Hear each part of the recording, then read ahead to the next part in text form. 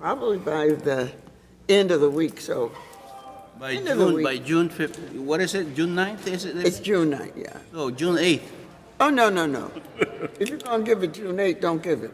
No, no, tell him to count on it, and I'll disperse it on June 8th. How was vacation? What's going on with June 8th? But he needs the seed money. That's what she's trying to tell you. Well, you give him the seed money, and I give him later. Well, when you get your Rachel, you can give it to him. I give.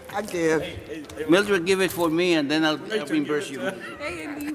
Hopefully, I'm gonna put this in my coffee, my cream. Monica, Because I Yeah. filled my, Yeah, I'm honoring the guy. I would like you to know that he Here. got Greenfield Auto. Okay. I met Which ones? Mishi Sushi. Yes, So sushi? I don't know, Mitsubishi? No, it's called Miso Sushi. A sushi place. No, this Greenfield, they have a place where they repair cars on the Sussex Avenue. Oh. They own a lot of land that, there Yes, I think I know who you that they want to develop. Okay.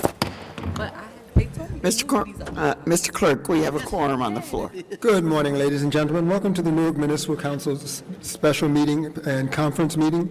Madam President, in accordance with the New Jersey Open Public Meetings Act, adequate notice has been provided to the Star Ledger, the Jersey Journal, and to the public at large establishing the date, time, and location of this meeting. May I have a roll call of those present, please? Amador, absent. Gonzalez, Present. James, Present. McCallum, absent. McIver, Present. Osborne, Present. Quintana. Here. Ramos, Here. President Crump. Here. Madam President, on the agenda, 7R8A is a authorizing resolution for the Office of Municipal Council City Clerk for a hold harmless and indemnification agreement for a community meeting to discuss new housing project in the North Ward. Councilman Ramos, is there a second? Second. Second by Councilman King. Amador, absent. Gonzalez, Yes. Yes. McCallum, absent. McIver, Yes. Yes. Quintana, Yes. Ramos, Yes. Yes. 7R8B is a authorizing resolution for the Office of Municipal Council City Clerk for a hold harmless and indemnification agreement for the Red Cross Sound the Alarms program. Great event. Councilman Ramos, sponsor, is there a second? Roll call. Amador, absent. Gonzalez, Yes. Yes. McCallum, absent. McIver, Yes. Yes. Yes. Yes. Yes.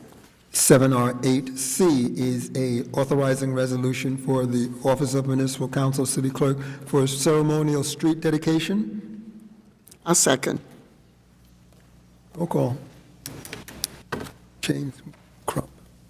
Amador, absent. Gonzalez, Yes. Yes. McCallum, absent. McIver, Yes. Yes. Yes. Ramos, Yes.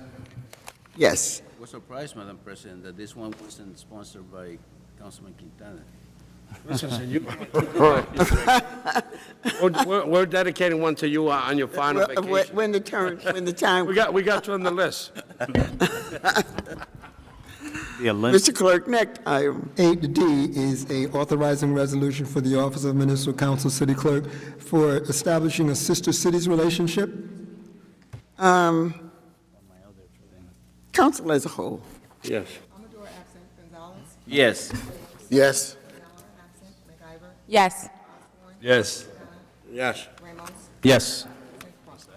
Yes, Mr. Clerk, just for full disclosure, I am on my way to Sister Cities International in some state. Yes, yes, and I will be able to bring back much more information. Actually, I'm flying down for one day and coming right, okay, we'll talk. Madam President, if I Yes, Councilman just, Gonzalez. as you know, I came from Ecuador, and I visited a town called Saraguro in Ecuador that wants to become a sister city with Okay. with the city of Newark. And I am asking Councilman Quintana if he can proceed with the documentation to do that. Well, we need to get a letter from the mayor or the governing body of that municipality. Is that correct? a sharing an interest that they want to do a sister city. We'll work with the councilman to get the details, and then we will prepare an invite resolution, which we will then send to them for them to respond to. From the mayor and all the. Yes. 7R8C, if you go to the added starter page, 7R8E is a authorizing resolution for the Office of Municipal Council City Clerk for a Board of Adjustment appointment. Councilman Aho, did you ask to? That's her appointment. Oh. Board of Adjustment. I didn't even, I apologize. I did know that. Councilwoman, I'm seconding. Roll call. Second. You want to call her up first? Amador, Yes. Gonzalez, Yes. Yes. McCallum, absent. McIver, Yes. Osborne, Yes. Campbell, Yes. Raymond, Yes. President Crump. Yes. I asked my colleagues to forgive me. I have not had my full complement of coffee. So we just did this backwards. We'd like to ask Robin if she'll come to the microphone and introduce herself and a couple of words about why you're doing this. We're excited about having you. Good morning, everyone. Good morning. My name's Robin Jones. I'm an educator in the city of Newark for the past 16 years. Also, I am a resident. I have a very profound interest in the development stages that Newark is going through. Anyone else? I just wanted to say, Council President, Ms. Jones, thank you so much. I know that you do a lot of work in our community, a lot of work in our city. Educating our babies is just a full-blown job, but just the work that you do on the community service part, I appreciate you taking another task on here in the city of Newark, and I just want to thank you through this learning path and this journey of your next service to the city of Newark. So thank you, Ms. Jones. Thank you very much. I would also like to take this opportunity to thank all the council members, especially Councilwoman LaMonica McIver, who made it possible for me to stand before such a prestigious group of council members on this day. Thank you. Before you take your seat, just a prediction. This is the beginning of the rest of your life. Yes. Public service. Yes. So take that and think about it. Thank you so much. Congratulations. Thank you. Have we selected the other member? We have, No, we will be submitting the names. Yeah. Do we, No, the recommendation was, since we have ward, and I want to congratulate Councilwoman McIver for making such a good appointment to our Board of Adjustment, which is probably the busiest board that we currently have in the city. And we had, I believe, some consensus that Councilman Quintana, as the longest serving at large, would have an opportunity to make the recommendation for a second. So I'm going to request of the members of the council, now that Councilwoman McIver has started the ball rolling, that by the end of the week, if you have a candidate, let's submit it so it gets on the agenda and we handle this business. Mr. Clerk? Back to the agenda on communications. 8A is an ordinance to amend and supplement revised general ordinance of the City of Newark as amended and supplemented by amending Title V, Amusements and Amusement Businesses, Chapter 10, Special Permits, by making certain amendments to improve the special events permits process. Any comments or questions? Madam President, Yes, Councilman Reynolds. would it be possible for the clerk just to give us an overview of what are the top changes from the previous ordinance to this as it relates to special events, or someone that you feel can help explain the changes? Madam President, Councilman Amador. I think the biggest changes are related to the increase in the fees. Can you hear? Mr. Clerk, can't? Counsel? Oh. I think the majority of the changes are related to the increase in the fees. Thank you. However, I think that the form that is used needs to be changed also. One of the things that we have tried for many years to do is very often the backlash of a street festival falls on the council person of that area if things don't go right. And we have absolutely nothing to say in this process in order to get a permit to do a festival. And in view of what's going on in the world right now, I think that anything that has to do with in the public view or venues, I think we need to be a part of this from the very beginning.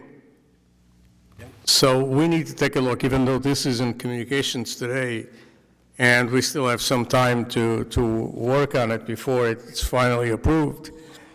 I agree with the concept of changing this ordinance, but we also need to go into it in more detail and make sure that we do the right thing for a change. And the right thing is to get the council involved in this process too. Madam President? Yes, Councilman Ramos. I just state that a few years back, Councilman Amador had proposed the idea of having, the ward council person. I remember. Have, the opportunity to review and have some kind of sign-off on, individual events and festivals. And that's just something that through your chair and the clerk, I'd like to see if it can be added to this ordinance. I know the law department didn't agree with it last time, which is why I didn't go anywhere, but these are different times, so. Second.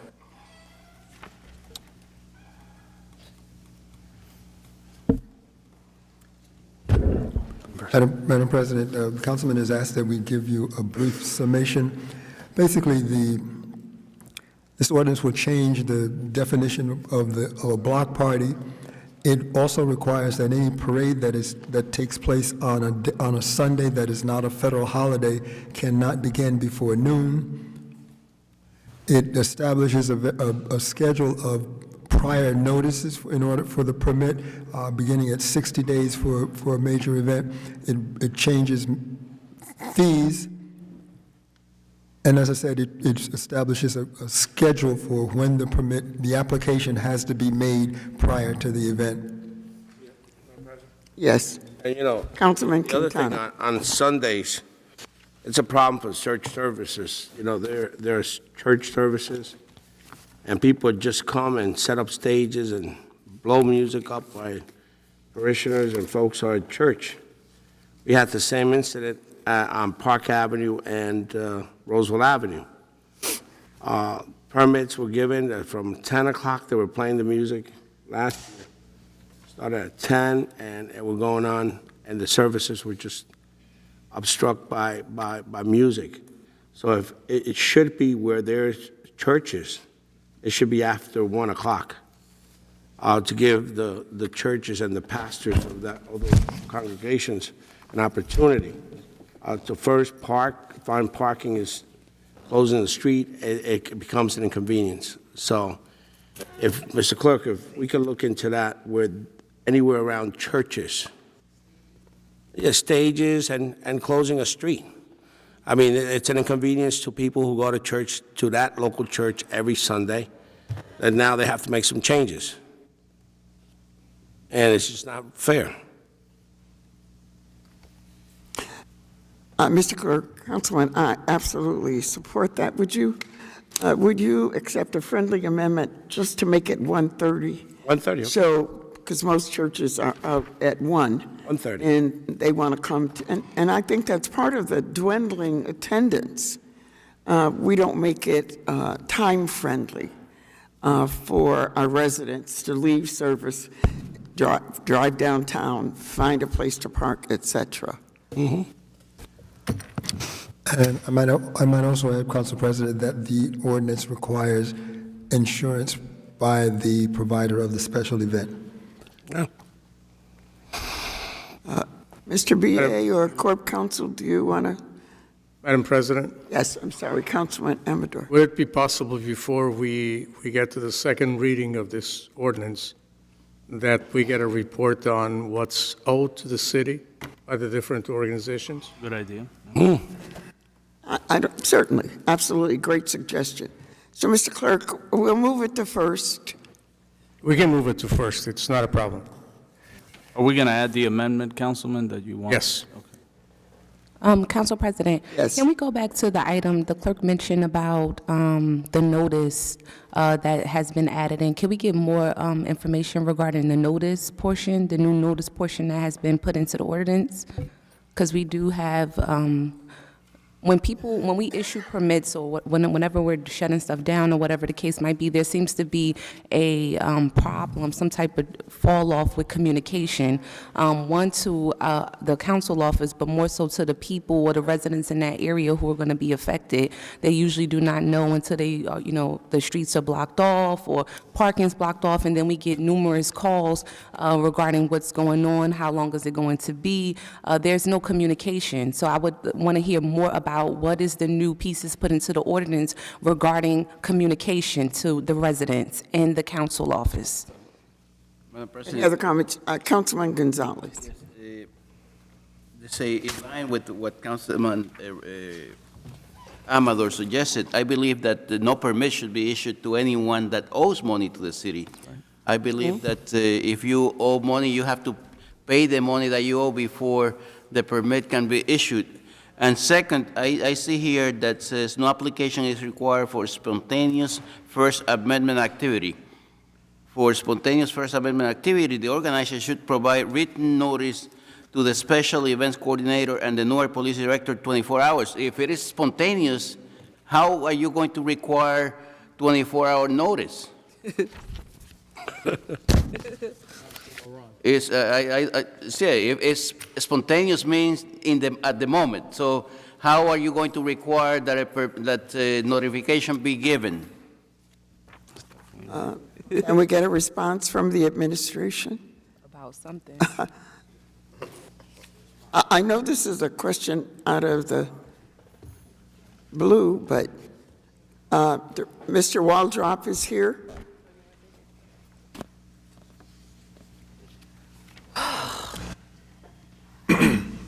Melvin Waldrop, Special Events Coordination, Business Administrator's Office. With respect to the spontaneous, we cannot necessarily require that. We would like to at least have a 24-hour notice if that's possible. In many instances, people just show up and protest. But in some instances, they know there's organization going on, and they know that they're going to protest or have an event. And so to the extent that they can give us notice of that, we would like to have notice of that. Yeah, I understand that, but then it should not refer to it as spontaneous. Because spontaneous means right now, we're going to go outside now and protest. We can remove that. I believe that we should, any expression of the First Amendment right, I believe should say instead of spontaneous. We can do that. That's no problem.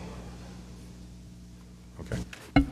Councilwoman, if I may, when I refer to notice, I was talking about notice to the Special Events Coordinator for the applications. There is no specific statement as to notice for the residents of the area. Oh, well, that's a problem, right? That's the biggest problem. So once again, I just want to reiterate, I mean, we can talk about it, after today, but the problem is people don't know when their streets and stuff are being shut down. So then we become the operator of that. And so half of the time we don't know either, so we have to go find out what's happening just to inform residents. I think it's irresponsible of us to shut down streets or, take away parking, whatever we're doing, whatever permits we're issuing, and not notifying the people who live on the block, the taxpayers, the residents, the renters, whoever, we're not notifying them. And so they're upset about that because, of course, their regular routine is disrupted. So we have to find some type of way where we notify people that we're doing these things or that these events are going to be happening some sort of way, so that they're not, pissed about it, when they're calling my office or our offices about it. Well, So, again, we will, Director, you remember a couple of years ago when we had that uprising from the community in the Central Ward because of lack of notification, enforcement, et cetera, et cetera. right. We certainly don't want that to happen ever again, because it was a very unpleasant time, not just for us, but for the residents. Madam So- President, If I may, could I if I just may, say with that, respect, if I may, with respect to that, let me just tell you what we try to do now. When a street is blocked off, we do not block off that street unless we have the required number of signatures from the people living on that block consenting to have their street closed. Again, we will try to do a better job of making sure that people in the area know that the street is being closed, but streets do not get closed unless people living on that block, and this relates primarily to block parties. Okay, that Well, people living I'm on that certain block that in know that the streets real are time, closed. real world, everything, goes according to the process. But I vividly, and you should too, I vividly remember the auditorium, our chambers being packed with residents who were very upset because of lack of notification. But we're not dwelling on the past right now. We're moving to the future and how we can make both entities happy and keep the administration happy. Madam President, if I may, there's a language here about certificate of insurance that put the onus on notifying if there is any changes on the person requiring the permit. I believe that the insurance company should notify the city if any changes in coverage occur, instead of having the person that is buying the insurance to notify the city, because they may not notify the city because the city may cancel the permit. So I believe that the insurance company should directly notify the city that changes have been made to the coverage of the insurance.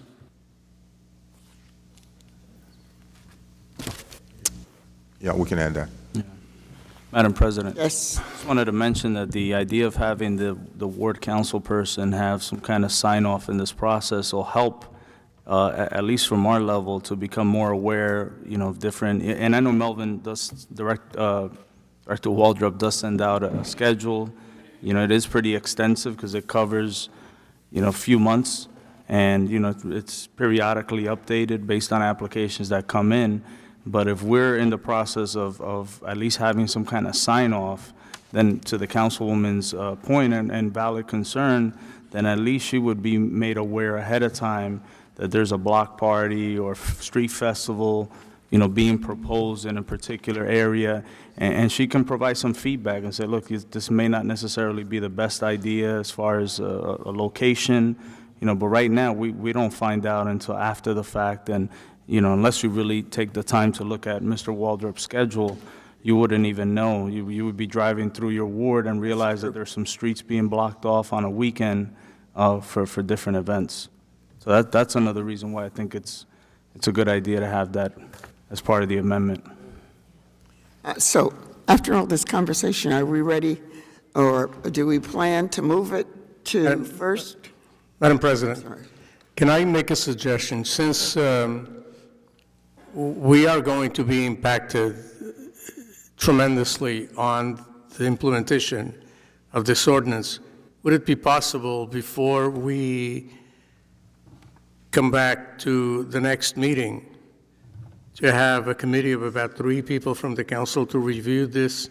Yes. Present whatever amendments Of course. we should propose? We'll reach out to. Before we vote Sure, finally on this? absolutely. Council members, feel free to.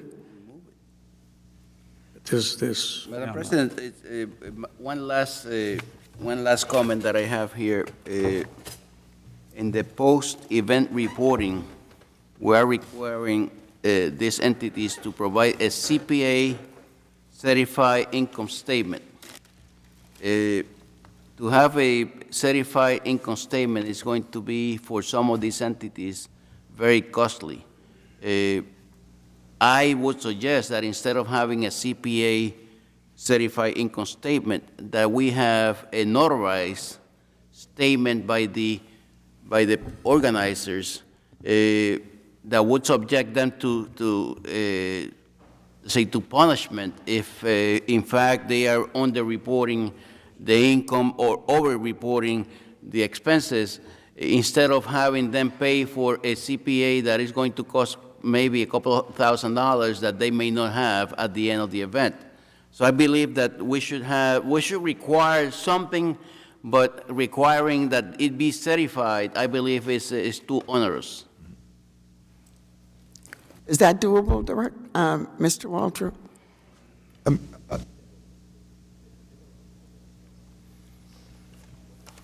instead of going back and forth, why don't we, Well, yes, I mean, that's one of your suggestions, and of course, that as well as anything else that you would like to suggest, and all of that will be taken into consideration. Yes, I believe that instead of moving it today, I believe we should amend it and move it when amended. my option is still on the table. The committee? Have a committee of 3 people, meet sometime, We do have our own committee of record. do it as quickly as possible, and bring the amendments for the next meeting. So is this the will of the body? I mean, I'm hearing several different opinions. The original, it looked like we were going in the direction of moving to first, not adopting. Now we're in a position where the recommendation is that we defer. Well, I think that you could still amend it if you move it. As long as you're not adopting it today, you're moving from one step to the other. So it gives the council a few weeks to at least follow through on Councilman Amador's recommendation, have the committee meet, and offer up some amendments before adoption. So it's not going to be adopted next week. This will be on the agenda a few weeks from now. So. If I may, Madam President, if you advance this to first reading, and the committee meets, and I suggest that when you meet, that we invite Mr. Waldrop to be part of that meeting, and Yes. comes back with the changes that they want to make, we will make the changes in the legislation so that when you vote on it on first reading, it will be the amended version. I like that. Thank you. That's why you're the clerk. Council as a whole. That's why you make the big bucks. Earning my keep. I heard that. I'm doing this. It's just a joke for those of you who are watching. What did we agree to do? I'm still laughing. Let's adopt. We're going to move it. Just advance to first. Advance to first. Amador, Yes. Yes. Yes. Yes. Yes. Yes. Yes. Yes. Yes. Mr. Clerk, remind me when we go back upstairs for me to get the committee identified. I don't remember who's on the committee right now. And we'll follow through on the recommendations. Yes, ma'am. Yes. Let's council of the whole to adjourn the voting portion of this meeting. Amador, Yes. Gonzalez, Yes. Yes. Yes. McIver, Yes. Osborne, Yes. Yes. Yes. Yes. This puts us in the conference meeting. The first item on the agenda for the conference meeting is the Partnership for Children of Essex. Will Ms. Erica Rowe please come to the podium? She's in the room. Good morning. Morning. Good morning. Thank you for having me. My name is Erica Rowe, and I represent the Partnership for Children of Essex as the Community Resource Director. The reason why I'm here is just to ensure that the City of Newark is aware of a very valuable resource here in Essex County for children and families. We currently work with youth between the ages of 5 and 21 with significant behavioral, emotional difficulties, as well as substance use, and those with developmental disabilities. Our office is located in Bloomfield, but we service all of Essex County under the New Jersey Children's System of Care. In New Jersey, there are agencies just like ours in every county. However, Essex County happens to be the largest, serving over 1,400 youth between the ages of 5 and 21, with the majority of the youth and families coming from the city of Newark. We just believe that we could be serving more, as we are almost like the best kept secret here in Essex County, and I just wanted everyone to know that we are a very valuable resource for those youth that may be struggling. So we work with these youth for a limited amount of time to ensure that they have the resources that they need to be successful here, at home, in school, and within the community. We have a presence within the juvenile detention, as well as the courts, as well as the school system. And the way we do this is that we provide wraparound services for those youth. We have contracts with various service providers to provide whatever service it is that those youth need to be successful. It could be anything from in-home therapy, mentoring, tutoring, anything that the family feels that that youth needs, again, to be successful. And all of the services are free of charge to families. So I just wanted to make sure that the city of Newark is aware of that, because we are serving the majority of Newark children. And I want to try and get the word out to legislators as well, because when the issue of mental health comes up, it seems to kind of get overlooked at times. And we want to make sure that no programs are being cut, or money is being taken away from things that we believe that are very important. So again, I just wanted to thank you for being here and for allowing me to be here. I provided you guys with a packet of information. And ladies. If you have any questions, then feel free to ask. How do you get referrals? I'm sorry? How do you get the referrals for service? Okay, so in order to refer, you cannot make a direct contact with us. There's an entity called Perform Care. It's an 877 number that anybody can call that has a concern about a youth between those ages. What will happen is the family can contact Perform Care. They'll pretty much be triaged over the phone, ask a few questions, and then they will send an assessor out to the family's home to do an assessment. Once it is deemed that that youth needs a high level of care, meaning more than just basic community resources, then they would get referred to us. They would get referred to one of our, I want to say 85 care managers, because we manage the care of those youth and the programs and services that they receive. So the parent has to be on board with it.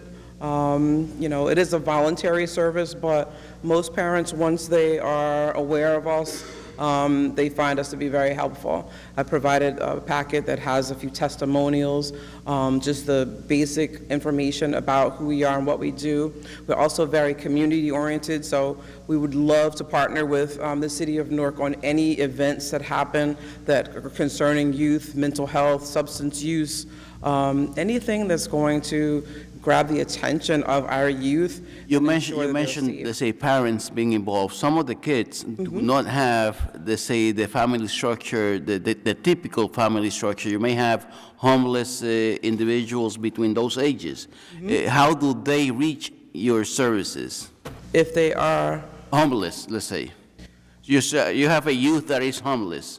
It's difficult. I mean, the homelessness piece would need to be addressed with the Department of Children and Families, DCP&P, because they take care of the, I guess you want to say, the social service needs of that youth and family. So we actually partner with them, and we share a lot of dually managed cases with them. So they would handle that piece, and then we handle the mental health, other resources portion. So if there is a homeless family, it really would need to go through Might not be a Children. family, might be Yeah, a it's like- homeless youth. Let's say, my wife was teaching at Rutgers, and she had a student that was sleeping in his car. Mm-hmm. So there's no family structure. It's one individual that happened to be homeless. So Right. that individual might not be able to reach your services because yours is structured more to families, I suppose. Correct. Well, we're deemed working with, again, mental health issues for children and families. Again, I think if there's a child protective issue, then that would go through another department. That's the Department of Children, I'm forgetting the acronym, but I know it's DCP, it's the old DIFUS. That would be a call to them, and the 800 NJ abuse number. But if there's any other issues, once they are, have taken care of that social service aspect, then we can take over and provide additional services to support the family. Just a quick question. Is there an income guideline? You may have said it, but I was talking with the councilwoman for a minute, and I may have missed it. Is there an income guideline where we can send people to your You can actually office? contact our office if families need to be navigated through that Perform Care state system, for the most part. I can help with that if parents have any questions, to make things easier to ensure that their families, their children do get the services that they need. They can contact our office directly if they're uncomfortable with calling the 877 state number. Is there an income? No. Okay. No. Yes. So we're working with all families, regardless of income, status, socioeconomic status. Okay. There's no wait list or anything like that, so. Madam President, Thank you so much. Councilman Ramos. understanding the diversity in the city, do you have like services for limited English proficient parents, Spanish, Portuguese, Creole? Or is your staff, able to assist those families? Absolutely. Okay, thank you. Any other questions for Ms. Rowe? Thank you very much. That it? You want to make a last-minute comment? Of course. Oh, that was pretty much it. Yeah. Thank you. Thank you. Oh, I know. Are you having an open house anytime soon? Are you having an open house anytime soon? Ms. Rowe? She's not listening. Ms. Rowe? I have the worst allergy. I forgot my second question. Are you having an open house anytime soon? We are actually. You're saying an open house? Yeah, well, people can walk through. Yes, anybody can come at any point. Right, but is there our a office. designated day? We've been in existence for 15 years, literally. Oh, is there is there a day, a designated day where you're having an open house anytime soon? We're planning for September. You're planning for September. I just wanted to ask you to put us on your mailing list. I can barely hear, I'm sorry. Oh, absolutely. I can make sure that you are on our mailing list so that you'll be invited. Thank you. Where's Broad Acres? Ms. Rowe, where are you located at? In Bloomfield, but Bloomfield has a lot of streets. So if people want to go to Broad Acres, where is that, off Broad Street? So the paper that you're looking at, this is, Okay. I'm sorry. It says Broad Acres Drive. Where is that? We are located at 300 Broadacres Drive in Bloomfield. Where is that? That is, Off Broadway? familiar with Bloomfield, it is right next to the Brookdale ShopRite. Okay. There's a set of 3 office buildings. We're located in there. Okay. But again, we service all of Essex County. So. Thank you. Thank you. Any other- Mr. Clerk? Thank you, Ms. Rowe. The next presentation is by the Department of Economic and Housing Development. Ms. Rogers, will you come to the podium? Madam President, before Yes, Ms. sir. Rogers comes, I believe this is beautiful, the placards that we have. However, there's no space to park. That's why you ride. Say, we have to move all the cars that are in front of City Hall so that we can park with this beautiful placards.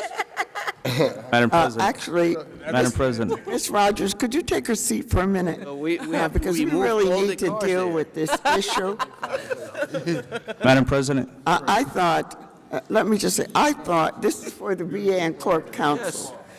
Number one, we're kind of, and I'm outside of this conversation, but I feel for them because I've been there, done that. Madam President, could I just say something? I don't understand what they don't understand about not parking.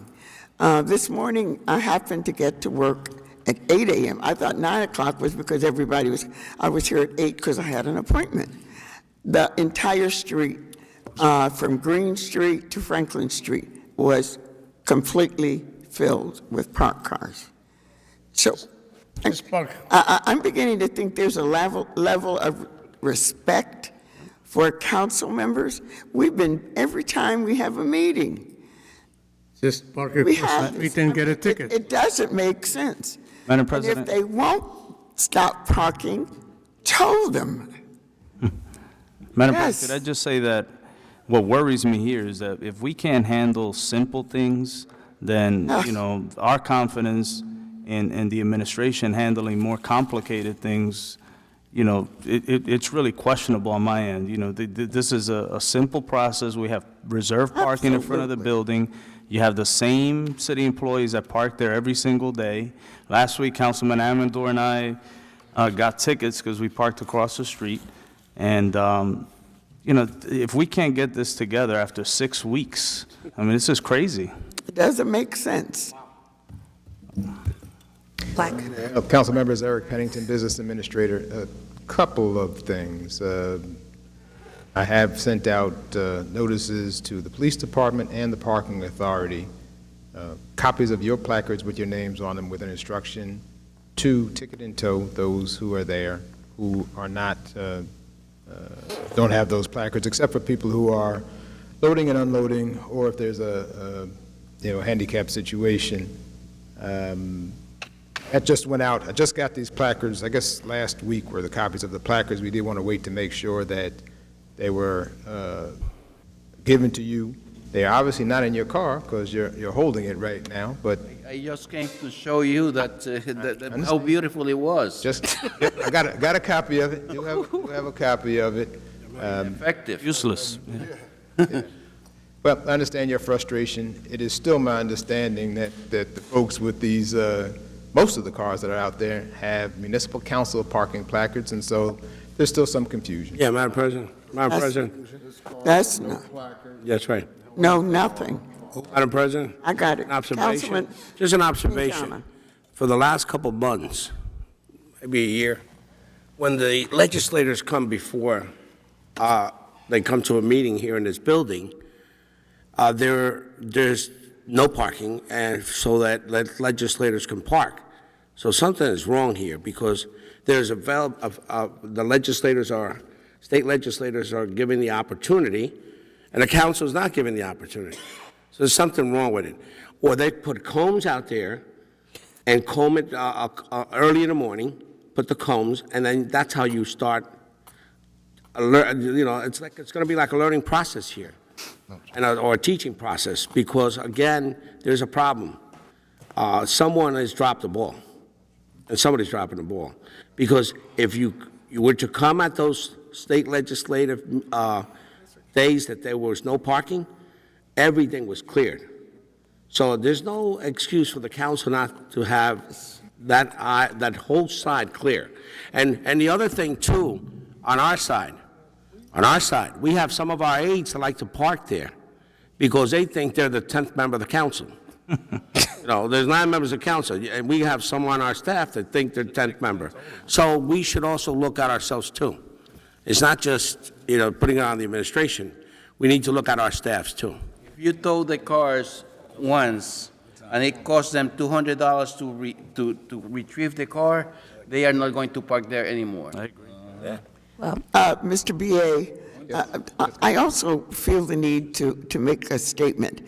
This is not about privilege, because I don't want anyone watching television to misunderstand the purpose. This is about the business of the city. The council members need to have a place to park so that they can come inside the community's building called City Hall and take care of the business of the community. And I'm not sure that anybody is hearing them. Yes, Council President. And you know I love you, but you got to make it happen. Absolutely. Now, I fully understand, and I do think it's critical that council members have an opportunity to conduct the business of the city, and that particularly on council meeting days, but all days, but particularly on council meeting days and when there's particular business, you have to have an opportunity to get into the building and park. I will follow up on this again today, and I take Councilman Ramos's comments personally, and I think I should under these circumstances, and I'll take the appropriate action to get this rectified. You can't Uber. Thank you.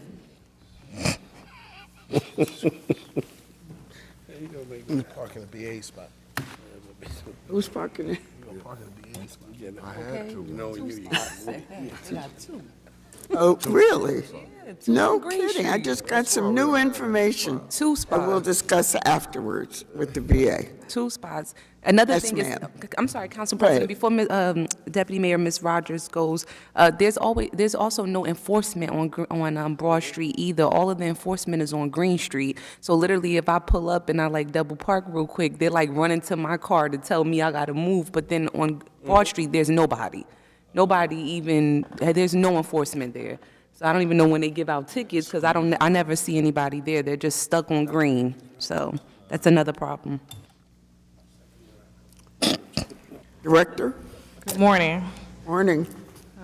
Natasha Rogers, Chief Operating Officer, Interim Deputy Mayor, and Director of EHD. I want to reset and start on a good note, considering what we just were talking about. So the objective of this presentation is to give a brief overview of EHD, its 5 divisions, and what work the 75 employees that we have and within the department are doing. We'll briefly talk about each division with the exception of zoning and planning, because our 2 special meetings ago, we went into in-depth about what objectives are going on there and what their strategic initiatives are. So I'll move forward with what the mission of the department is. The mission of the Department of EHD is to create economic opportunity for Newark residents and enhance the vibrancy of our city. To this end, the department seeks to position Newark to take advantage of its unique assets, including its strategic location, a diverse and underutilized workforce, a large amount of developable land, concentration of corporate and business service firms, several major universities, and a wealth of arts and cultural assets. The next slide shows the org chart for the organization. As previously indicated, there are 75 employees in 5 different major divisions. The following page, we'll talk about our largest division, which is community development. Community development consists of 2 subdivisions, housing and finance, and property redevelopment. We'll discuss housing and finance first. So the goal of housing and finance is to manage all our federal funds, in addition to 2 other programs that remit funds to qualified residents. One is our home facade program. That grant is up to $15,000 per qualified applicant. And then closing costs and down payment program. The goal of that program is to incentivize home ownership within the city of Newark. This is one of 2 programs of all the programs that we have within the department that city employees can participate in. So the closing house down payment program is offered to employees and residents. Federal funds consist of our home funds program and community development block grant dollars. The focus of the home funds and the CBDG dollars are affordable housing and to assist small developers in the development of rehab properties. In addition to block grant dollars are for community projects and to fill in the gaps for other project delivery. Additionally, CBDG dollars are for the demolition of vacant properties and the enhancement of redevelopment of those properties. And one of the initiatives enacted this year was for the homeless, to fund homeless sheltering in the city of Newark. Another component of the Housing and Finance Group is that there's an environmental compliance for all of the development projects that we have that receive some sort of subsidy, which are tax abatements or pilots. The term is used interchangeably. RABs, home funds, or the block grant dollars, there has to be an environmental compliance component to that, and that is measured and monitored in Housing and Finance. Second subdivision between Community Development Finance is our Property Redevelopment Group. The goal of the Property Redevelopment Group is to manage city-owned properties. We do that through 4 mechanisms. We convey land, manage vacant property, private vacant property. We do land agreements with lands that we do own, and we maintain vacant city property. We convey land through 3 mechanisms: private, public, and special projects. So public is through a public auction. Statutorily, we can do a public auction once per quarter. It has been the pattern of the department for a number of years to do at least 1 public auction per year. The utility in doing less auctions than statutory mandated is that you have to have accumulation of properties to make it monetarily efficient, to use all the professional resources that it takes in order to successfully launch an auction. The other 2 methods to convey land are through well, I'll come back to that. Through we say private here, but it's not necessarily private because this is all public land. Through the management of property. So this process happens 3 different ways. There is a monthly list that is published on our website, the city website, and it also can be distributed by contacting the manager of that department, Annette Muhammad. This property list contains all city-owned property. Right now, there's 1,234 city-owned properties. Most of this, 95% of it, consists of vacant land. As a resident redeveloper, proposed redeveloper, or developer receives this list, they enter in a letter of interest or submit a letter of interest to a mailbox called LOI. This is what the process is supposed to be. I can talk about what makes this process inefficient. LOIs seem to be submitted to everyone, council people, myself, the mayor. This slows down the process because it takes time to collect all those LOIs and give them out. But as a result, the LOIs are evaluated. If the property is still not designated and is still available, the next step is that the proposed redeveloper receive a PDL, which is called a pre-designation letter.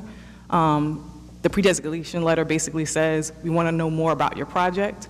You got to talk about concept plans, sources and uses, more detail. In the event that you meet those qualifications for a PDL, then you will go into the RDA process.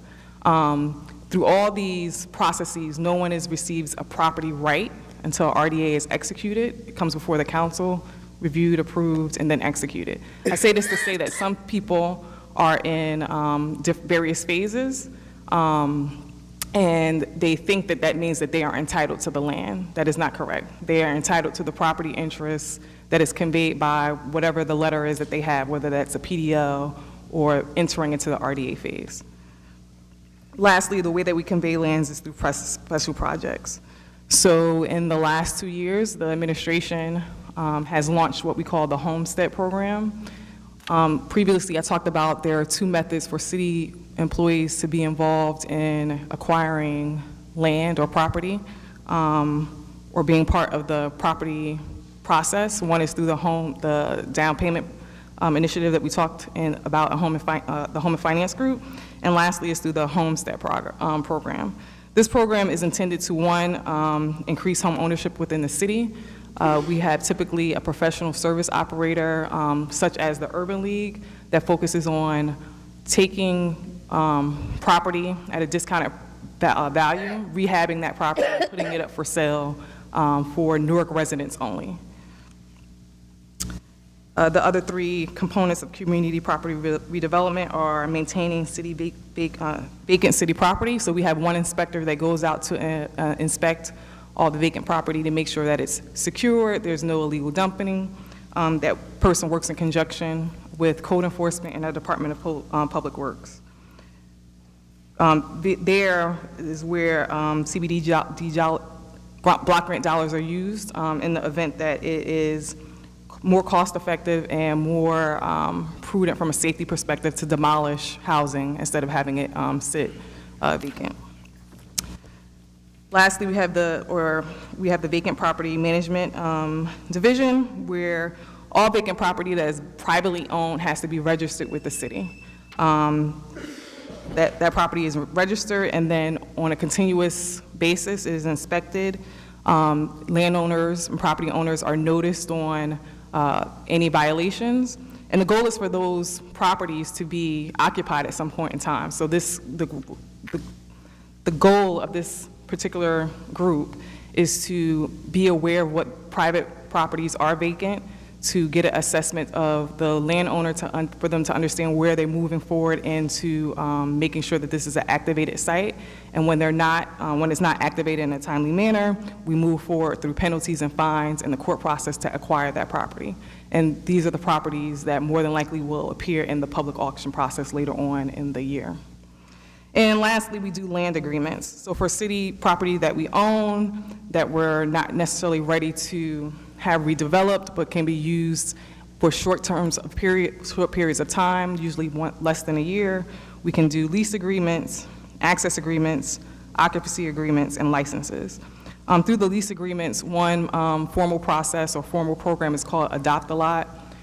There, residents, redevelopers, nonprofits can rent land or adopt land for $1 and utilize that for urban gardens or some community benefit. So I'm going to move on to the next two departments.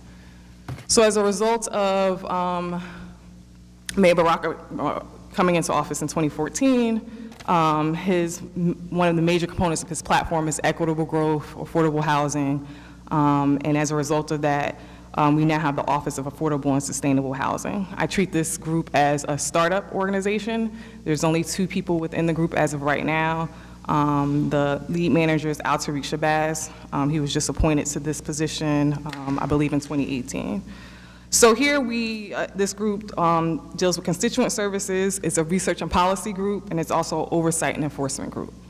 The major legislation that empowers this organization is the inclusionary zoning ordinance that requires that development over 30, I believe it's 30 units that seeks a variance or a pilot tax abatement has to have at least 20% worth of affordable housing at certain AMI standards. So with all the new development that's in the pipeline, the goal of this group and under Tariq Shabazz's stewardship is to make sure that those developers they are aligned with what the law is. Is there something that happened? In addition to the inclusionary zoning, the majority of the focus of the group is to focus on equitable growth. That falls into 4 different categories when we defined it. It's a neighborhood development plan. This major initiative exists in the West Ward. The goal is to take single lots and single parcels, assemble them 3 to 4, and have smaller developers, first emerging developers, be able to rehab those properties. Evolution of the neighborhood development plan became the minority co-developer plan. So in addition to IZO and other tax abatement and community benefit plans that come out of when we grant pilots is the process of minority co-developers. So under the spirit of everyone having opportunity to participate in the development within the city, prime developers have to, we encourage prime developers, no, they have to, this is law, to partner with a minority co-developer. So overall economic development within the state, to even participate in tax credit development, you have to have, in those state tax credit applications, you have to have an experience or a portfolio of development. And the barrier to even participating in the application is that you haven't participated in this. So when we think about the barriers of entry to make development more diverse and more inclusive, this is one of the ways to mitigate that issue. As a result of the Minority Co-Developer Program and all of the equitable growth initiatives, we also have small developer workshops. So in order to be a candidate for a minority co-developer, to be a minority co-developer, you have to have some sort of experience or training. And therefore, the city takes the initiative and the proactive approach to have small developer workshops. And then lastly, and within Equitable Group is the Affordable Housing Trust Fund, which is also a component of the IZO legislation. Madam President, can we Yes, ask questions? Councilman Ramos. Do you want to finish first, or? I'll take questions. I mean, I do have the rest of the staff here too, so. Yeah, I just have a question about the minority co-developer. Does your department and this office, do they suggest to developers or recommend specific minority co-developers?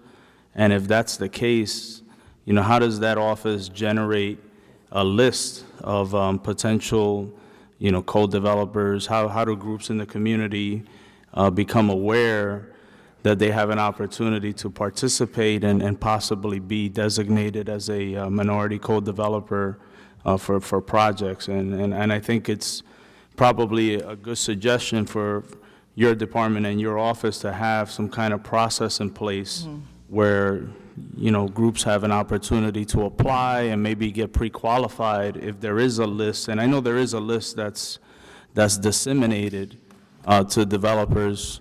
I'm just curious to see how those groups got on that list. I'm trying to remember all your questions and answer them comprehensively. The major point I want to make is that the city cultivates a list of minority co-developers. We don't suggest or do any matching. Our goal is to just give people the tools and resources to be successful, provide that list, and that is a private transaction that happens amongst private entities. The city's responsibility is to make sure that we, in a sense, groom people to be able to be, one, give them access, let them know, give them awareness of what the projects are that are going on, give them education on what it means to be a developer, whether that's financing or training. And with that, we partner with the Newark Community Economic Development Corporation to do that type of work. So just as recently as of last week, there was a major meeting for present co-developers and emerging co-developers to talk amongst themselves about what it means to be a co-developer, what their experience has been within the city, what type of agreements they're entering into. To your point about education and recruitment and retention, or more importantly, recruitment. So given that how diverse the city is, there's multiple mechanisms for which we communicate to residents about multiple things. When it specifically comes to economic development initiatives, we want to keep that, we want to try to focus that communication between the entities that do economic development. So that would be EHD and NCEDC. Irrespective of that, anytime there's a touch point with any resident, whether that's through people assembly meetings, the men's meetings, and the women's meetings that happen on behalf of the administration, we articulate all city initiatives, minority co-developer program being one of those. We're going to try to be better at communicating things through the website, and that should be the one-stop shop for all residents when they want to know information about any initiative that goes on to the city. They should be going to the city's website. So I'm working with the technology group and our new chief technology officer to make sure that everything that we do is communicated really within the website. So it's not necessarily that you have to rely on a person in order to get information, that you can have the self-initiative and the self-drive to just Google, not necessarily Google, go to our website and download the information. Yeah. I just want to say that you don't want to create an impression that it's a limited group of people that have the ability to be on this list of proposed minority co-developers. I know for a fact, because I've had developers reach out to our office, and there is a list that's issued to them by your department. And my curiosity is, how do you get on that list? My recommendation is that the department consider having some kind of process so that you can vet out and pre-qualify and give people an opportunity and across the board to be considered to be possible, minority co-developers, because you don't want to create an impression that this is a limited process, that only connected groups around the city have an opportunity to be considered as minority co-developers, and it is law now. You know, if you get a tax abatement in the city, true. part of that agreement is that you have to have, you know, minority co-developer in the project. So the city requires it, and I really believe it's important to make sure that all groups that are having interest in this have an opportunity to at least apply, and based on their qualifications and experience, you know, be considered to be part of this program. We agree.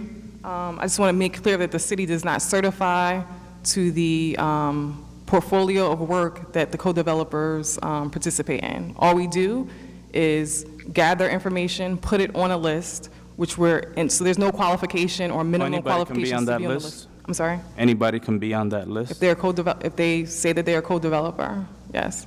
Council President, how do they, I'm sorry, I have a question. How do they get on the list? They can come to any of those meetings that I pre-prescribed. How about they don't come to the meetings? How does a I have regular I'm going to go through the various ways that people can communicate with the city of Newark to get on the list. Okay. They can come to the men's meetings or the women's meetings that are communicated through the website.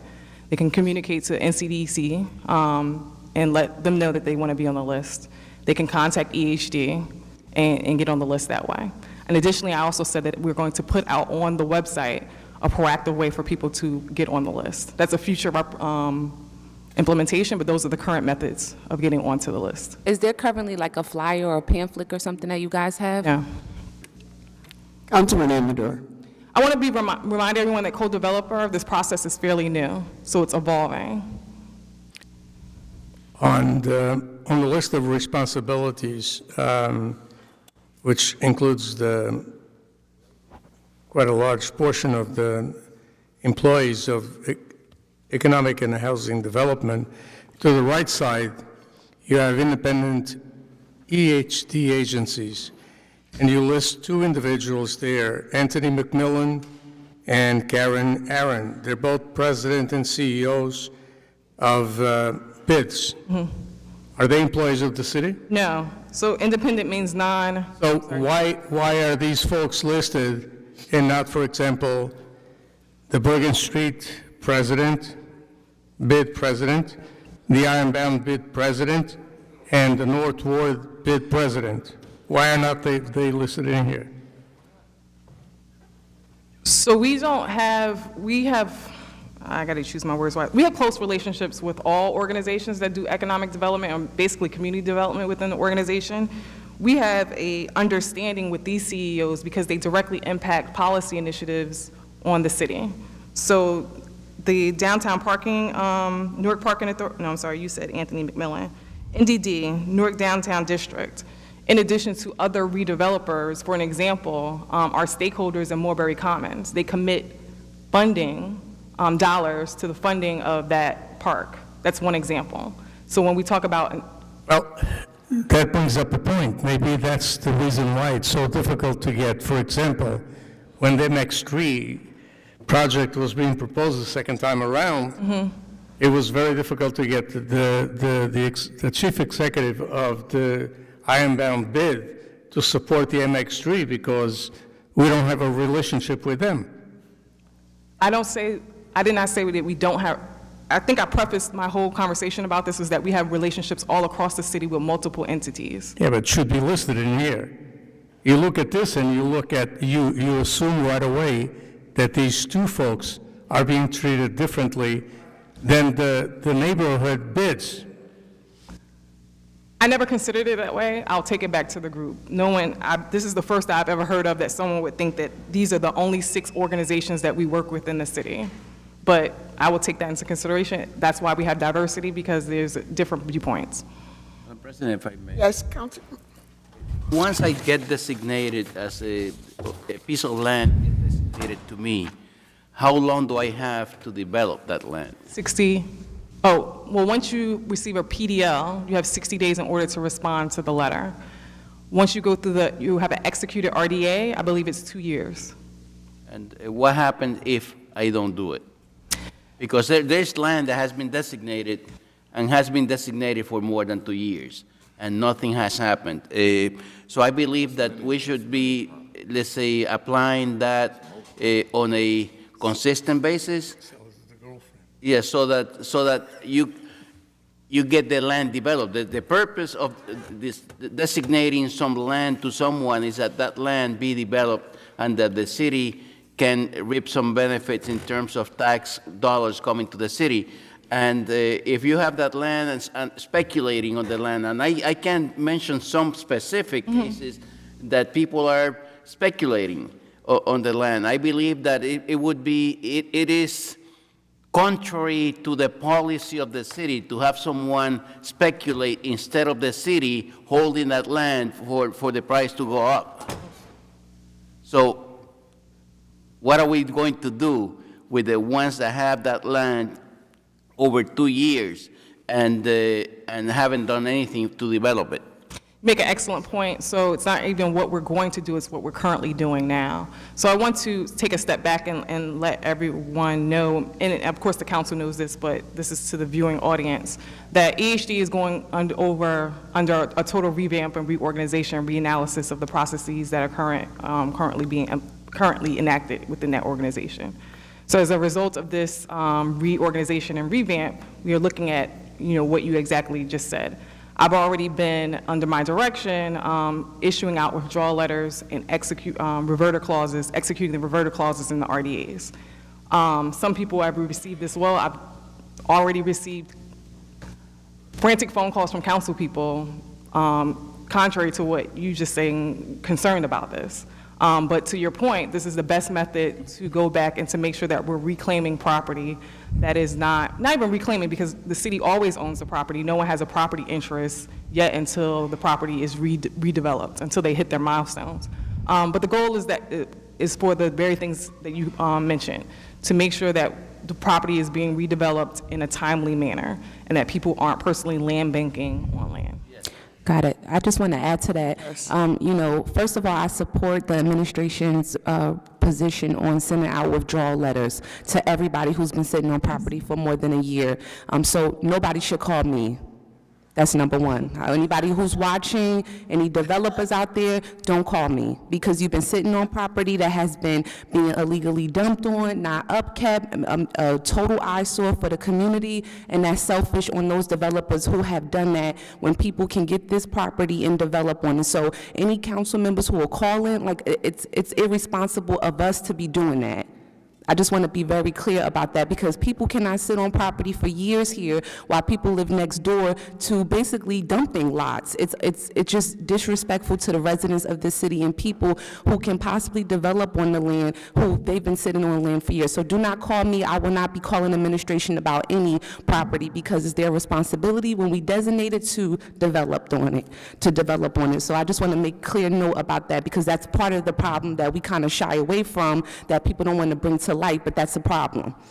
Secondly, as you guys go through, revamping and restarting the department, I want to recommend that we do a flyer out there for co-minority developers and coordinate through the People's Assembly and the council offices to host a workshop in each ward to, basically educate people on how do they become a co-minority developer, or those who are out there, how do they sign up and get registered. I think it's very important. While the website should be the main piece, all the time people don't go to the website. It's not there currently now, but also people just don't know it's there, because a lot of things just pop up on our website and get added and we don't know about it. So I would say we should have an educational session across the city per ward, just like we do other things, through the People's Assembly, and educate people about this process and what do they do, and then have an ongoing flyer that we could share through the council office and the administration to people out there. Yeah. Absolutely.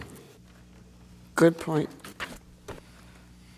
I'm going to move forward to the last two departments. So Division of Rent Control Board. While this board, Division of Rent Control in its entirety, within that sits the Rent Control Board and our new Office of Tenants' Rights. While this office has been in existence for decades, under the Baraka administration, it has been restructured and revamped, all in the name of making sure that residents have equitable representation. So here we talk about what the goals of the Rent Control Board is. The Newark Rent Ordinance regulates rents for certain residential rental units in the city, and there's no commercial rent control in the Newark in the city. The Rent Controls Division primary function is to conduct hearings and the mediation of tenant and landlord petitions regarding the adjustment of rents under the city's rent control laws. And the Office of Rent Control assists landlords and tenants in understanding the impact of the municipal rent control ordinance of the city of Newark and how it may have impact on their properties and apartments. And technical assistance is provided on a wide variety of rental issues.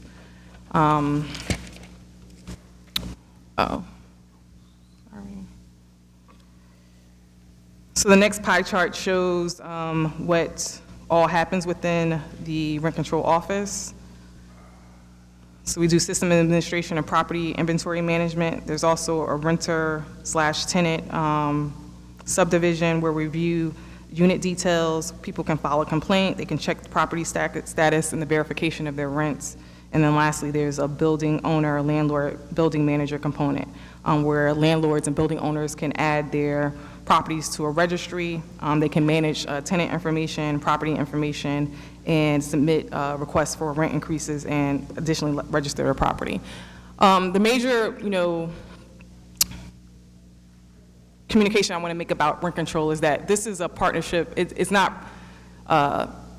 It's landlord and tenant friendly, and I think that needs to be properly communicated around the city. Landlords feel as though may perceive that rent control, the Office of Rent Control is anti-landlord, and that's not the case.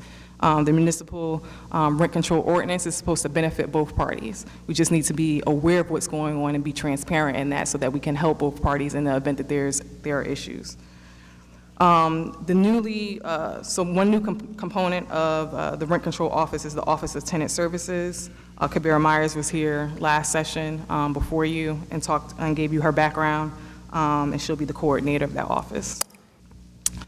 The last division within EHD is Division of Legislative Affairs. Their legislation is crafted and created as a result of administrative policies that come from all of the other 4 divisions within EHD, in addition to any policies that come out of NCEDC that benefit the city and the administration. The Division of Legislative Affairs manages the legislar review process. We have a priority list where we meet with the inside counsel, our legal department, to move forward any pieces of legislation and advance those to the council agenda. Division of Legislative Affairs also manages our outside professionals, which include our planners, attorneys, and engineers.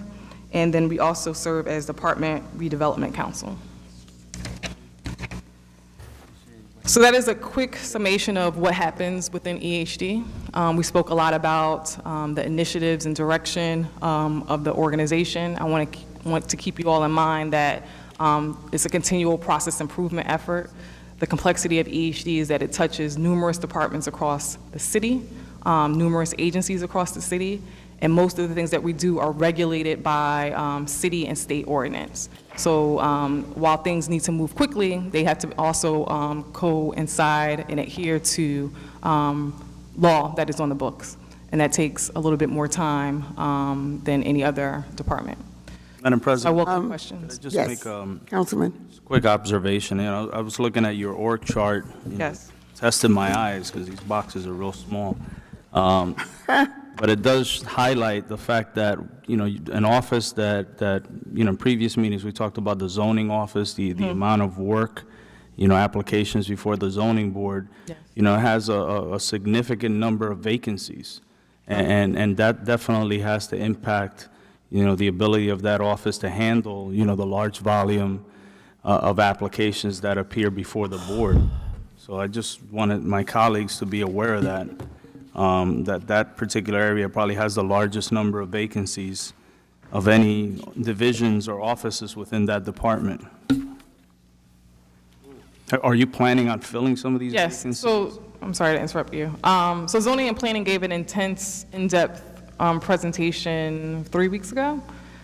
So the goal was to, while positions are vacant, there was no necessarily funding for those positions. So there's a combination of things that happen. As a result, job postings have been submitted for 6 planning positions. So the positions that you highlighted in your org chart are not necessarily positions that were approved in the city budget? Is that what you're saying? No, I'm not saying that. I don't really, and I'll be honest, I don't know. I think because we knew that these vacancies were open, and also we were simultaneously planning for new planning positions, that they stayed open longer than they should have. So every position on this chart is funded. The 3 positions, and I'm counting 3 unless I'm saying something else. 4. Yeah, you have 2 inspector vacancies. We raised the issue a while ago, was a zoning board planner is vacant. And then we're using, on the other side, a consulting firm to do the historic and landmarks piece that used to be done by a planner previously. So, you know, a lot of the vacancies are on the zoning side. I count 4 of them.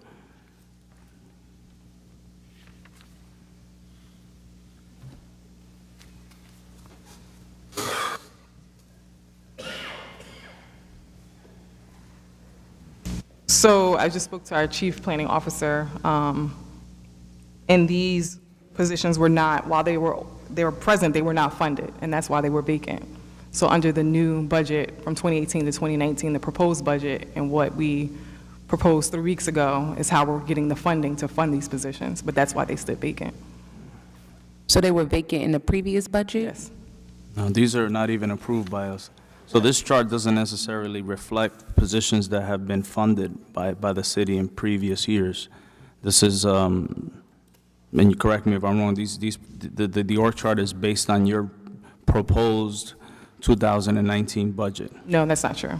That's what you just said. No. No. No. What I spoke to the chief planning officer was that these 4 positions, why were they vacant? So he joined the organization 8 months ago, and he said they were vacant when he got here, and when he came here, they weren't funded. So they were funded in the 18 budget. If he, I doubt that they were, because we wouldn't be struggling. I doubt that we would move forward a whole year with the open positions and had the money to fill them. Now, I can dig down deeper and see why we don't have the money to fill them, but I just doubt that. It just doesn't make sense under leadership to have open positions and not fill them. And then you. Listen, go ahead.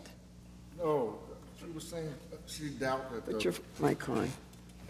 Natasha was saying that she doubts that the positions will be funded, not filled. I just made a comment that I don't believe, I believe it could happen. Okay. So I just want to go back to point 9. We don't have to get, I don't need a concrete answer right now, speaking for myself. But 1, how do positions become created or stay active if there's no funding? Like, do some type of way through our position control here in the city, if that exists, if a position is eliminated with no funding or there's no funding, then why would it appear as a vacancy on any chart or any system? It should be eliminated, period, if there's no funding. Or is this proposed, or, you know, was this previous? Did someone leave? I mean, it just seems a little odd that we would have vacancies on the org chart that are not even funded currently. I don't think we would see vacancies, right, if they're not here. There's no funding. That's just my take on that. And like I said, I don't need an answer right now, and I'm just speaking in general. The vacancy that's in rent, underneath the rent controls office, what kind of vacancy is that? It just says vacant. Underneath the administrative assistant, it just says vacant.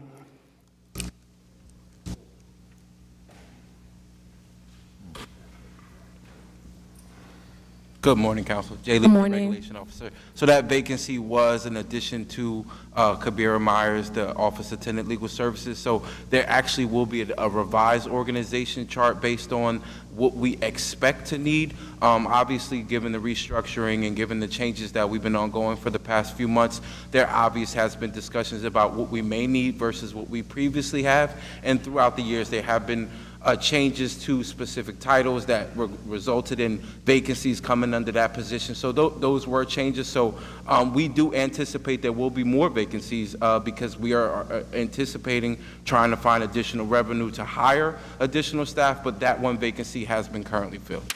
Got it. All right. And you can have vacancies because there are civil service titles that exist within the department and not necessarily have the head count for that civil service title. Yeah, I get that point. I'm just more so, it's not even about it doesn't matter if it's civil service or non-affiliated. My point is, how could we have vacancies listed if there's no funding? If there's no funding, there's no vacancy.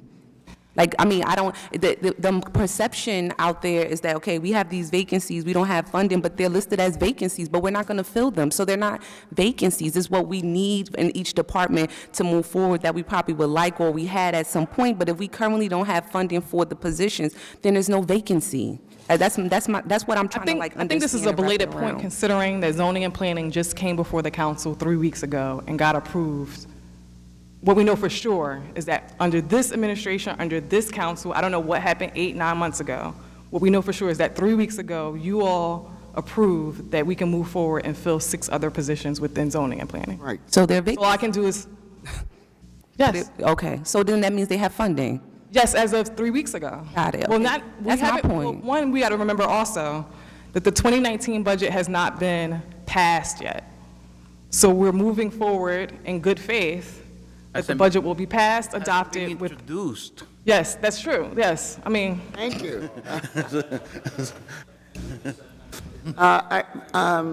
Yeah. Is that it?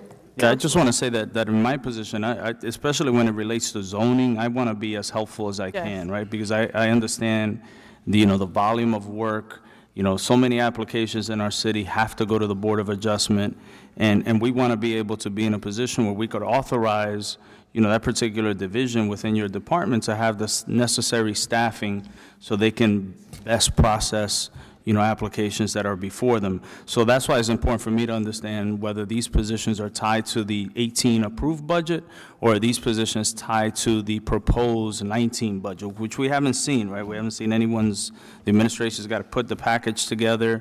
Maybe some of the stuff that was requested by the department, the BA is going to decide it's not necessary, and when he decides to submit the 19 budget to us, it may or may not include some of these additional positions. So that's the reason why I'm asking, so that I could better understand, are these actuals 18 funded positions, or are these proposed 19 positions? That's the only reason. And I understand also, based on the way your chart's set up, that only those positions shaded in yellow are grant funded. So those positions are probably funded through CDBG, because I know that particular grant does fund a lot of positions in your department. So everything else, my assumption, is on the city budget.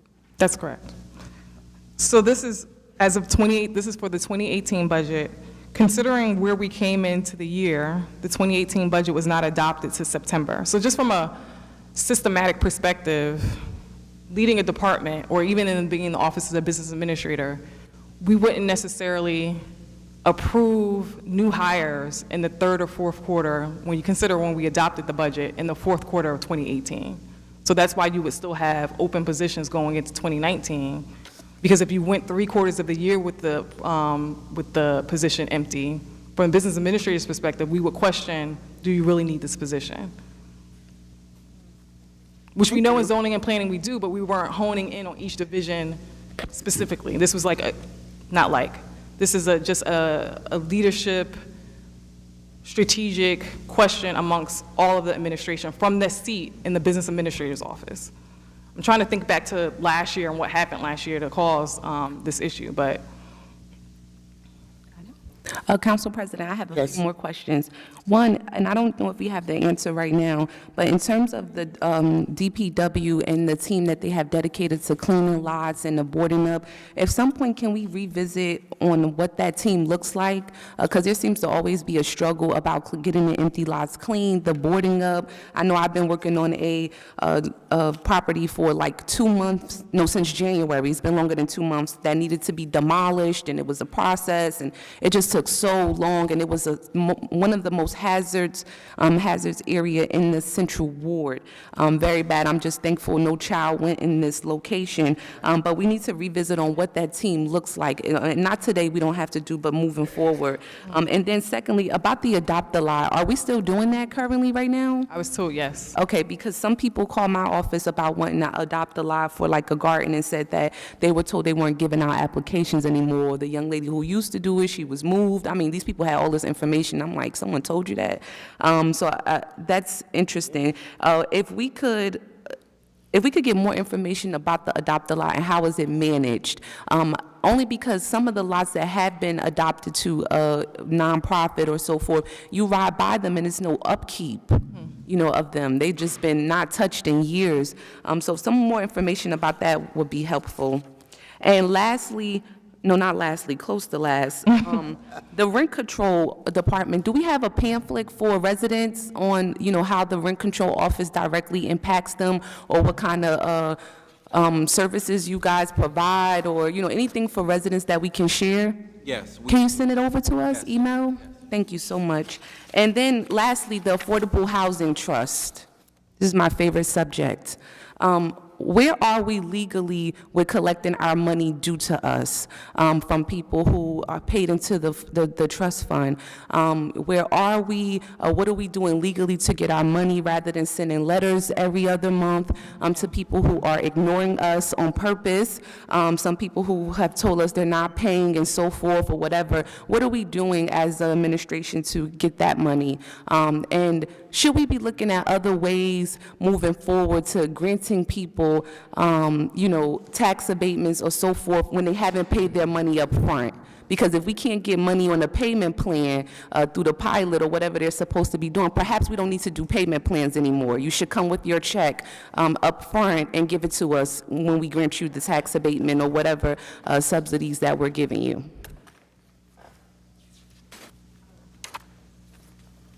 Do you want a response? I think he Right now. is. Madam President, Yes, Councilman.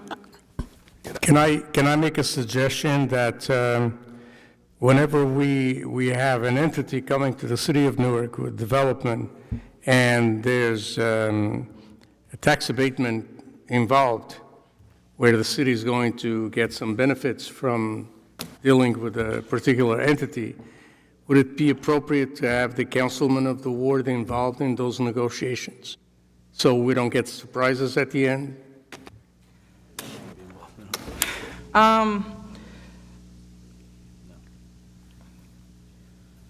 The BA is shaking his head saying no. I wouldn't advise that. Any reason why?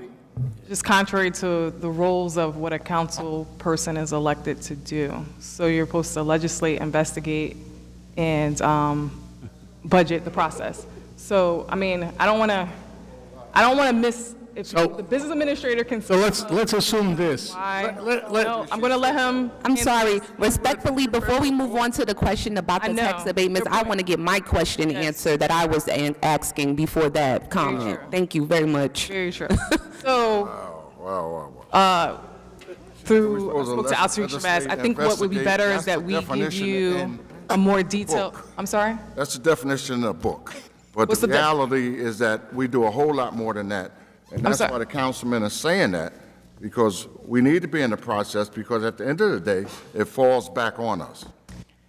That's what he's talking about. Okay, I would like to, What I'm saying is this, and I can give you examples that have happened in the past, recent past, where a major development that we had a controversy on from the very beginning, from the time that they went before the planning board. And as a member of the planning board and as a representative of the ward where the project is going to be taking place, I was extremely surprised when we got to the end of the process, and these folks came before us and said, we negotiated with the city some benefits associated with whatever, tax abatement, whatever, and nothing in terms of the benefits would go toward that particular ward. I'm sorry, Councilman, I Eric just want to Pennington, Business be, Administrator, Council. I know, but Member Council McIver, President, it is the- I just want to get my question answered respectfully. I respect please. everybody on the council. I had a question on the floor for the administration. It is my People- intention to defer to Councilwoman McIver. Oh, It thank is you. the- I it didn't is- know if it he is was the- answering me It or is the not. purview of the Council President as to how the council moves this meeting forward, but I am happy to have Councilwoman McIver's question answered first. I know the questions that were presented by Councilman Amador. We're only comments doing them from in the Councilman order- McCallum. But if the in the Council order in President which wants they were Councilwoman McIver's question answered, I will defer back to our COO. Yes. Here, there we are. I'm prepared to answer the other questions after she finishes. So I definitely know that we owe you more specific information, so we can get more specific in this. What we know for sure is that most developers are complying to the Housing Trust Fund. I would like to know what the utilization rate of that is. The end result is if you're out of compliance, then the legal recourse is to pull your abatement. Got it. Thank you so much. No So happy worries. I can get that answer. Can I ask I'm sorry. a tag on? Do we have paperwork to that particular request for information? Do we have that in writing? I don't have it with me today, but That's to okay. Councilwoman I just Iver's- want to make sure, because I had a meeting yesterday that distressed me beyond description. I'm going to talk about it in executive session. Okay. But I just wanted to make sure that there was a paper trail. Okay. And before our business administrator talks about holistically the process about pilots and tax abatements, what we know on a ground level in EHD is that the way that council people are privy or part of the process is that you all are key components to the community benefits package that we negotiate in conjunction with the pilot. Not in the case that I'm referring to. Okay, and I don't disagree that that is not the case. Councilman Amador and to all of the council members, I can only be responsible for what is happening right now. I apologize on the behalf of my predecessors if processes weren't followed the way that they should have been followed. But what is going to get us quicker to the goal of the administration and the city in whole is for you to alert me to what the deficiencies are and give me the grace and the room to move forward in the direction that we need to move forward in. To spend so much time on things that have happened in the past, I don't know what residual value that adds to anything. That's respectfully my comment. I have a comment. Yes. Well, the thing about the history of the past is that if you don't know the history of the past, that's the perspective that we have because we've been here. So if you don't really know what that is, then that can be problematic. That's why we're talking about what has happened in the past, because it's important, and we know what has happened. And we'd like to see positive changes, and we're with you on that. But, you know, the past is important to us, especially to some of the guys that have been up here longer than me, guys and ladies. So that's the point. Yeah. It's not that we're living in the past. Without getting into any specifics, this particular project was going to impact the community in a very negative way in terms of traffic, pollution, everything else. And we had a tremendous difficulty in the planning board to approve this project 4-3. To my surprise, when the tax abatement came before us for approval or denial, to my surprise, in the list of benefits that the city was getting from this company, nothing was listed specifically for the East Ward and that particular community, when we had a lot of difficulty going through the process in the very beginning. I don't care and I don't mind if a particular large project comes from the city and everybody benefits from it. But for me to go through the process as a member of the planning board with the difficulty that I had in getting this approved, and at the same time not seeing one iota of benefit to the community that I represent, when we had a terrific time in the planning board, and we had tons of people here, residents, complaining about this project, when we get to the end of it and I look at the package, the benefits package, and I don't see anything going toward that community, that to me represents a lack of respect.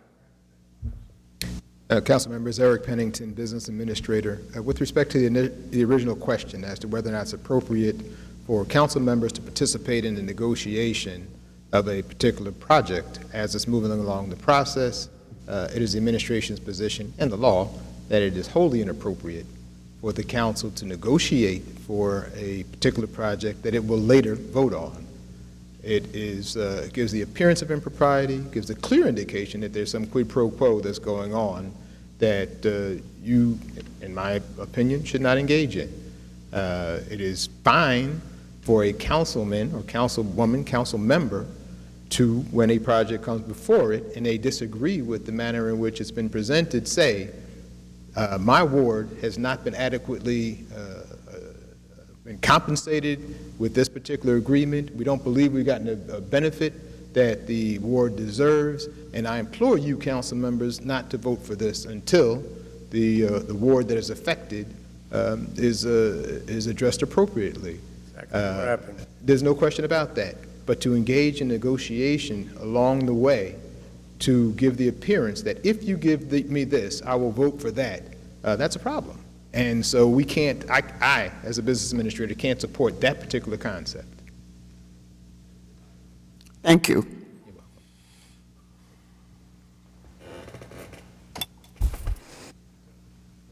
I just want to say thank you for the presentation. It was so helpful, and, I know we met before, prior, the whole entire EHD team. I know it's been a struggle, and it's been, so challenging through these last couple of years with the, turnover and the different people, but I think, we're pushing forward in the right direction as the administration, as long as we just strengthen our communication, amongst the administration and the council, I think that we will be, going forward in a better place. But I want to thank you guys for the presentation, and thank you guys for your patience with me, the entire team back there, and the council. So, thanks, guys. Thank you.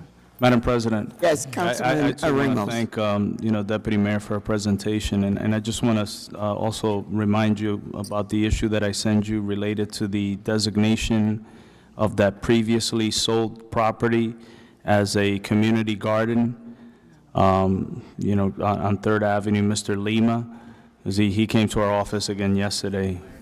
I believe, if I'm not mistaken, and I may be mistaken, because I'm not sure how many community gardens are in discussion, but Annette Muhammad sent the email about 4 weeks ago in response to this.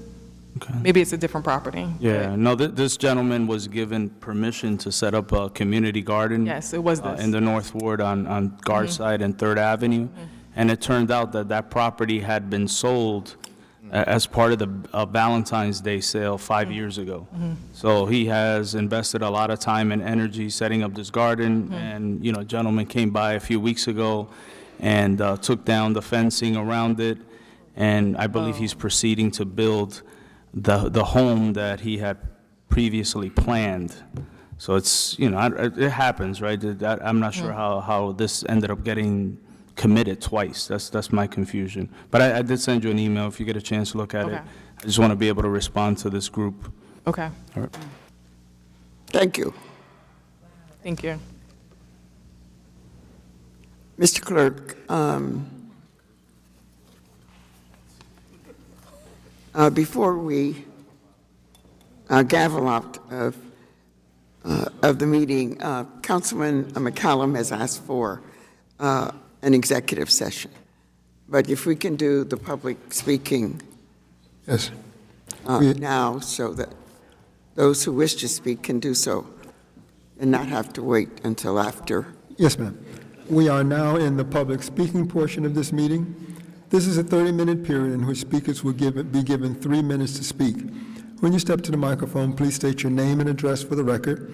You'll see a small timing device on the podium in front of you, which will begin counting down your time when you start speaking. When you reach the 2-minute mark, the yellow light will illuminate, indicating that you have 1 minute remaining for summation. And when you reach the 3rd minute, the red light will illuminate, and there will be an audible sound.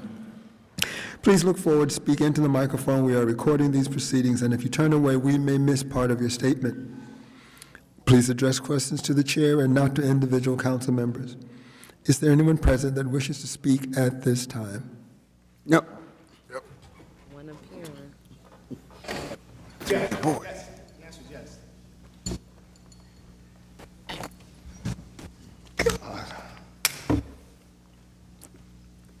Deon McCutcheon, Newark, New Jersey, Newark Matters. First thing, parking is not a priority. Parking is a privilege. This is just my summation of the meeting. There's widely, in Newark, there's public transportation that's ridiculously ridiculous, so if it's really a problem, let's try public transportation. Code development lists seem to be discriminatory. The EHD is out of control. They do not seem to have their act together. The EHD is running very dysfunctionally. North Ward and Central Ward Council people, good job. And notification to residents regarding block parties or this amusement or whatever these things are going on, those notifications need to be mandatory. There shouldn't be a question. Because if I'm disturbed and not notified, it's going to be some, believe me, you're going to hear about it very, very, very clearly, hopefully. Now I'm going to get here, I want to talk about why I'm here. I wanted to talk about this youth prison issue. Well, it's not an issue. I wanted to know, I didn't know who was speaking in favor of this, and if they were speaking in favor, they must not live in Newark, number one. My thing is, if you really want to start these programs somewhere, start them in the white neighborhood. Go up in upper Montclair, go up in Fordham Park, take these things to Somerset or whatever Monmouth counties, one of those counties that I don't even know how to pronounce, Wyndham Park, whatever. Start them out there first and experiment with their youth first before coming to Newark and trying to experiment with our youth. Oh yeah, I just wanted to say thank you to the mayor for making it very clear that it's not going down. It's not going down in Newark like that with regard to those trying to conduct experiments on the youth in Newark of blacks and Latinos. That's pretty much it. I didn't know that I was going to be. This was going to be a very good thing for me. I didn't know now that when I come to these meetings, that I'm going to be evaluating who is capable, who is who, and who is not. And like I said, North Ward Councilman, I think you did an excellent job with your inquiry, as well as Central Ward Councilwoman. Fantastic. That's exactly what needs to be done. Everyone else seemed to, not even care. I think Homeboy's still on his phone. Yeah, I'm talking to you, Councilman Gonzalez. Yes. All right, we'll see how much you're going to be on your phone when I bring things directly to you. Really? Okay, that's cool. I'm good with that. I'm good with that. It's funny? Ren. We'll see how funny it'd be in a few months or so, okay? Because I got some things for you. All right, in any event, great meeting. Great meeting. I learned a lot. I learned who's who and who's actually reading and who's concerned about what's going on. Oh, I'm sorry, East Ward Councilman, you did a good job as well. You did a good job as well. Again, this is just my opinion. But thank you. Take care. Thank you. Put you on the bus. Are there any other speakers? No one appearing, Mr. Clerk. No other speakers. A motion to close the go into executive session? Roll call. Ms. Rogers, could you stay for the executive session? Yes. Yes. Yes. Kevin, I'm going to talk about our issue. She's leaving, don't ask Oh. her to leave, Natasha. Hey, Yes. Testing. Because they need No, I need her to stay. what they're doing.